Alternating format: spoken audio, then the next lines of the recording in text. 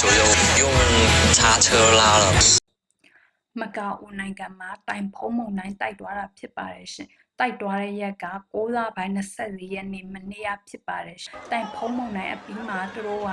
ပျော်နေကြတယ်ဘာလို့ဆိုရင်လမ်းပေါ်ကိုငါးတွေရောက်လာတဲ့အတွက်သူတို့အယောင်ကိုပျော်နေကြတာဖြစ်ပါတယ်ရှင်။ငါးတွေဖမ်းပြီးတော့သူကပျော်နေကြတာဖြစ်တယ်။ပူပန်တော့ကဆုံးရှုံးသွားတဲ့ဟာတွေကိုပူပန်တော့ကမဖြစ်ပဲနဲ့ငါးတွေဖမ်းပြီးတော့ပျော်နေကြတာပဲဖြစ်ပါတယ်ရှင်။ဒါကတော့သူတို့အတွက်ကံတရားကပေးတယ်ပျော်ရွှင်ခြင်းပဲဖြစ်ပါတယ်ရှင်။အားတွေပျော်ပျော်ပပဖမ်းနေကြတယ်ကြည်ကြည်ရအောင်တော့သူတို့မှအကုန်လုံးပဲအများကြီးပဲငါးတွေကလည်းအကြီးကြီးတွေပဲ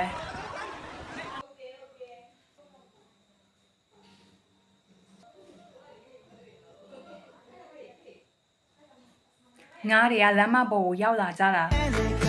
အများကြီးပဲမှာလမ်းမပေါ်မှာသူတို့ဒါကပင်လယ်နဲ့နီးတဲ့အခါကျတော့လေနော်ပင်လယ်တွေကနေပြီးတော့မုန်တိုင်းတိုက်ရင်းနဲ့ဒါလမ်းပေါ်ကိုရောက်လာကြတာဖြစ်တယ်တိုင်ဖုံးမုန်တိုင်းဖြစ်တဲ့အတွက်မုန်တိုင်းကတော့အရန်ကိုကျန်းပါတယ်ရှင်တို့ပျက်စီးဆုံးရှုံးသွားတာတွေလည်းအများကြီးရှိပါတယ်ပျက်စီးတွေကအကုန်လုံးကိုပျက်စီးဆုံးရှုံးသွားတာတွေအများကြီးတွေ့ရပါတယ်